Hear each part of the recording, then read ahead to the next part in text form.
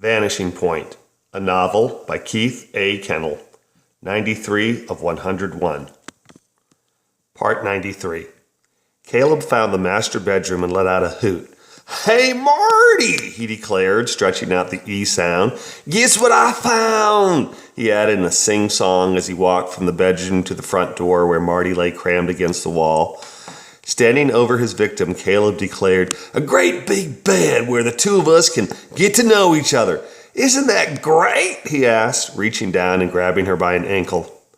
Marty, with feet bound and arms and legs tied together behind her back, had little room to respond, but she used what little slack the rope afforded to flail impotently away.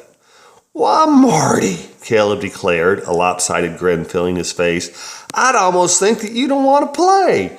That can't be right, can it?" "You leave that poor woman alone," Mrs. McNutt demanded from her confined position.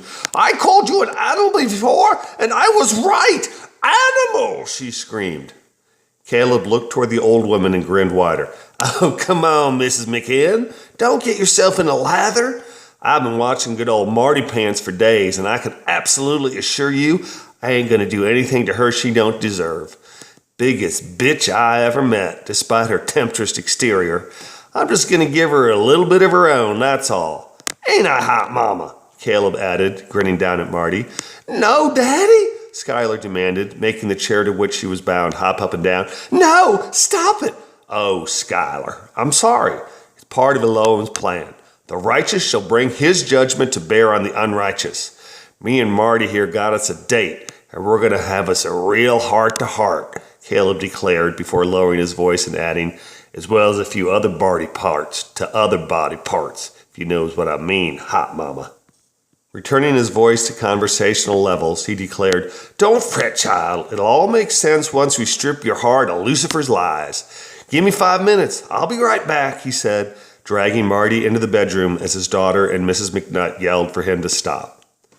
Once in the bedroom, Caleb bent at the knees and hoisted Marty to the top of the old double bed, dropping her unceremoniously on the weathered, white, frayed bedspread.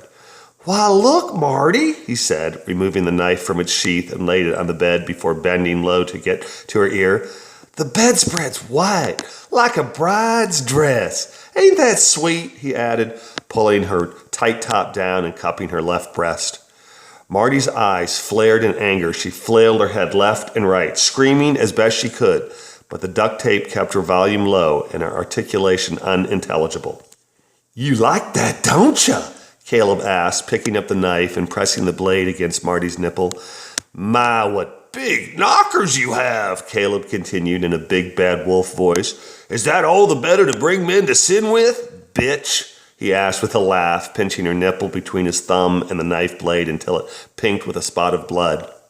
Marty flinched in pain, a guttural sound escaping her throat as Caleb, licking the blood from her breast, asked, "Same doctor who gave you that little wasp nose give you them bodacious boobies? What was his name? Dr. Nosenstein or Dr. Boobala? Either way, God knows you got him the old-fashioned way, on your back. Speaking of back, I'm going to leave you for a bit. Got to check on Mrs. McN and Skylar. Now you wait here, you hear?" he asked with a laugh as he closed the bedroom door behind him. Marty stared at the knife Caleb had left lying on the bed, trying frantically to free herself.